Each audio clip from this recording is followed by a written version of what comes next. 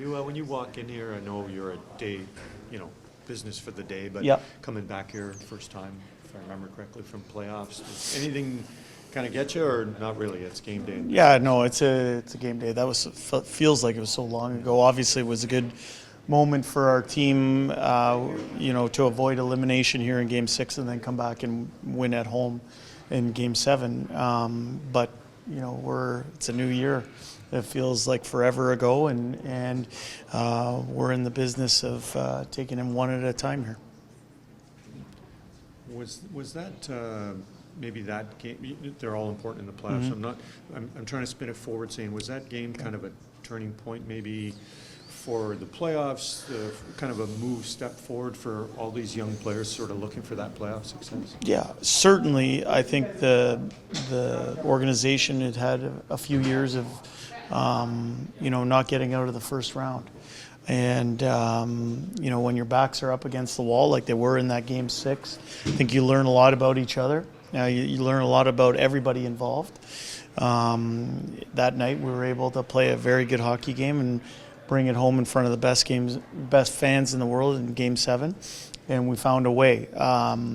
I think that's a step forward for the organization, but as I said, that's so long ago. We're proud of that for anyone who was involved in it. It's so long ago. We're in a dogfight right now for points every night, and this team's directly in front of us. So as I said, we're just taking it one at a time here. So you start the second half of the season today. It's a very big sample size so far. What's the checklist? How do you get a better second half, which you're going to need than a first half? Yeah, I think we were 4 games above 500. And certainly I thought we left some points on the table there. And that's been a message to our team when we talk, is that, that first half is done. It's in the rearview mirror. It's about improving on a daily basis. And I've said that a few times when talking to Gene there, but we're looking forward to taking things one at a time. On a personal level, if you haven't loved your start to the season, you can build your game out one game at a time, one period at a time, one shift at a time, as we move forward down the stretch here. We're not where we want to be, but I believe we're taking steps. And in the end, it's about playing the right way come Game 83. Now, there's a lot of things you have to do in order to get to Game 83, and that's what we're attending to on a day-by-day basis.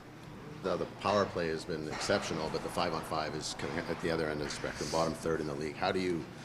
That has to come up. Yeah, if this team's going to be a playoff team. Is it line juggling? Is it just different personnel? Is it being more intense? How do you? Well, I think a few things. There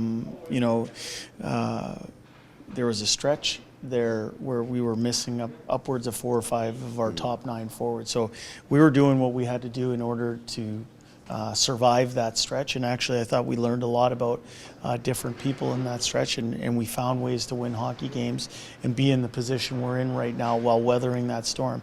I think as guys get healthy, and more guys are starting to get healthy here, it gets competitive to be in the lineup, and there is more emphasis down the stretch on 5-on-5. I think what ends up happening is there's less power plays down the stretch. Mm-hmm. Teams play a little bit tighter. They're a little bit more disciplined. So you can't just rely on that in order to find offense. On the other side of it, it is a weapon for us. We're proud of it. It's an important part of who we are. And if teams do get undisciplined, it's a way for us to strike back.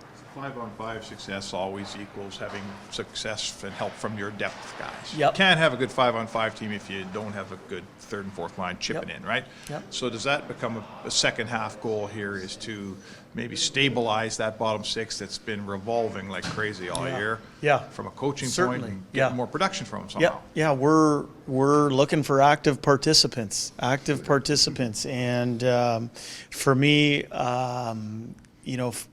I think we have guys on the verge, but something has to happen, and that goes back to Gene's original question. We might not be happy with your personal start to the season, but that's in the rearview mirror. We're about building your own personal game, shift in, shift out.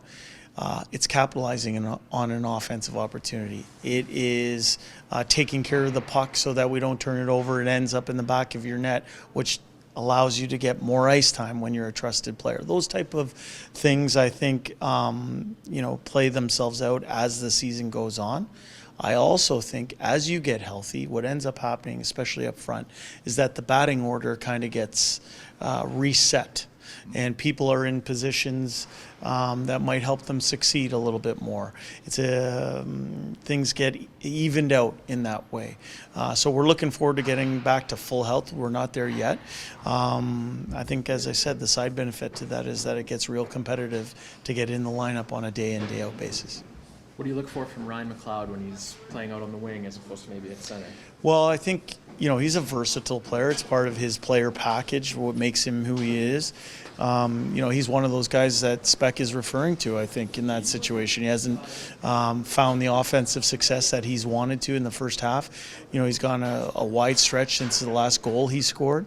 For me, putting him on the wing allows us to put a little bit of speed on the wing.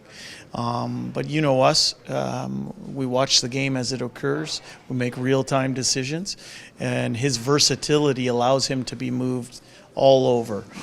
He's a real trusted player for us. He plays on both the power play and penalty kill. But for us to have the type of success we want to have in the second half, he's one of those guys that we need some more out of. What do you want to see from Warren Fogle back in the lineup? Well, Warren, first of all, a real professional person, somebody who, not happy about not being in the lineup for sure, which is a good thing.